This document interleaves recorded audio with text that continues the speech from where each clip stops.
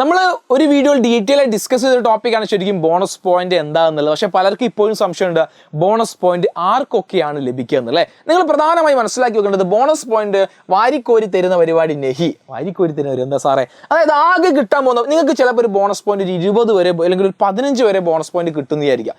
15 വരെ bonus point എല്ലാം തട്ടിക്കൂടി നിങ്ങൾക്ക് കിട്ടും. പക്ഷേ അത് തരൂല, ആകെ എത്രയേ ഉള്ളൂ 10 ബോണസ് പോയിന്റ് ആകെ നിങ്ങൾക്ക് കിട്ടുള്ളൂ. ഓക്കെ, അതായത് 10 ബോണസ് പോയിന്റ് ആകെ കിട്ടും. നിങ്ങൾക്ക് എത്ര ഉണ്ടെങ്കിലും മാക്സിമം എത്ര 10 ബോണസ് പോയിന്റേ കിട്ടുള്ളൂ. ഈ 10 ബോണസ് പോയിന്റ് ഏതെല്ലാം രീതിയിലാണ് നിങ്ങൾക്ക് കിട്ടുക അതാണ് നിങ്ങൾ മനസ്സിലാക്കി വെക്കേണ്ട പ്രധാനപ്പെട്ട കാര്യം. ഓക്കെ, 10 മാർക്ക് നമുക്ക് ബോണസ് പോയിന്റ് ആയിട്ടുള്ളൂ.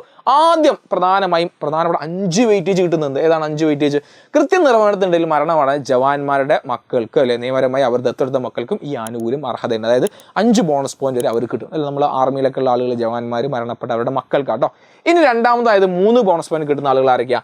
അവർ ഈ പറയപ്പെടുന്ന ആർമിയിലും നേവിയിലും എയർഫോഴ്സിലൊക്കെ ജോലി ചെയ്യുന്ന ആൾ. നിങ്ങളുടെ പാരൻസ് ഈ ഒരു പറഞ്ഞ സ്ഥലത്താണ് ജോലി ചെയ്യുന്നതെങ്കിൽ അവർക്ക് എന്ത് കിട്ടും? ഈ ബോണസ് പോയിന്റ് കിട്ടിയിരിക്കും. ഇനി അടുത്ത ഏതാ? ഇനി അതുപോലെ NCC, അത് നമ്മൾ നേരത്തെ പറഞ്ഞ കാര്യം അല്ലെ. അല്ലെങ്കിൽ SSLC പഠിക്കുന്ന സമയത്ത് നിങ്ങൾ NCCയിൽ ഉണ്ടെങ്കിൽ 75% കുറയാതെ ഹാജർ കേട്ടിട്ടുണ്ട് സർട്ടിഫിക്കറ്റ് ഹാജരായിരിക്കും. അതുപോലെ സ്കൗട്ട് ഉണ്ടെങ്കിൽ സ്കൗട്ട് ഗൈഡ് രാഷ്ട്രപതി പുരസ്കാരം രാജ്യ പുരസ്കാരം നേടിയവർക്ക് മാത്രമേ ഉള്ളൂ. അത് സ്റ്റുഡൻറ് പോലീസ് കേഡറ്റുകൾ ഉണ്ടെങ്കിലും അവർക്കും എന്ത് ചെയ്യും? ഈ NCC സ്റ്റുഡൻറ് പോലീസ് അതുപോലെ തന്നെ ഈ പറയപ്പെടുന്ന ആളുകളാണെങ്കിൽ അവർക്ക് 2 ബോണസ് പോയിന്റ് അവിടുന്ന് കിട്ടും.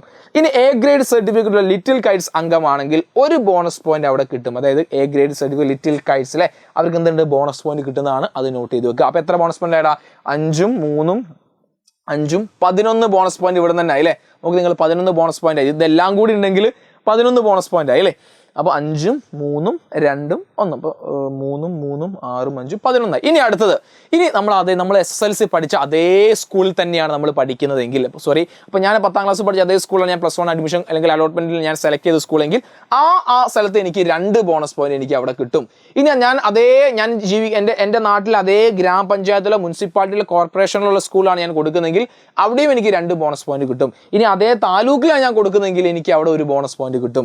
ഇനി അതുപോലെ തന്നെ ഗവൺമെന്റ് ഹയർ സെക്കൻഡറി സ്കൂളിലല്ലാത്ത അല്ലെങ്കിൽ ഗ്രാമപഞ്ചായത്ത് വിദ്യാർത്ഥികൾ അതേ താലൂക്കിലെ മറ്റു സ്കൂളിലും A ഗ്രേഡ് പോയിന്റ് കിട്ടുന്നത്. അതായത് ഈ പറഞ്ഞ അതേ ഗ്രാമപഞ്ചായത്ത് മുനിസിപ്പാലിറ്റി അല്ല, അത് എവിടെ കൊടുത്താലും അത് നമ്മുടെ കോർപ്പറേഷൻ സ്കൂളിലെങ്കിൽ തൊട്ടടുത്ത് കൊടുത്താൽ നമുക്ക് ഈ 2 പോയിന്റ് അവിടെ കിട്ടും. ഓക്കെ, ഈ 2 പോയിന്റ് എന്തായാലും കിട്ടുന്ന പോയിന്റ്. അതുപോലെ കേരള സ്റ്റേറ്റ് ബോർഡ് നടത്തുന്ന പൊതുപരീക്ഷയിൽ SSLCയിൽ യോഗ്യത നേടി SSLC പരീക്ഷ എഴുതിയിട്ട് +1, അത് CBSE അല്ലാത്ത ആളുകൾ SSLC കേരള സ്റ്റേറ്റ് സിലബസ് പഠിച്ച ആളുകളാണെങ്കിൽ അവർക്ക് 3 പോയിന്റ് അവിടെ കിട്ടും അല്ലേ. അപ്പോൾ ശരിക്കും നിങ്ങൾക്ക് ഏതൊരു, അതായത് ഒരു നോർമൽ SSLC കഴിഞ്ഞ വിദ്യാർത്ഥി ആണെങ്കിൽ നിങ്ങൾക്ക് എന്തായാലും കിട്ടിയിരിക്കേണ്ട അല്ലെങ്കിൽ കിട്ടുന്ന ബോണസ് പോയിന്റിന് എത്ര ബോണസ് പോയിന്റ് കിട്ടുക നിങ്ങൾക്ക് ശരിക്കും നോക്കുക.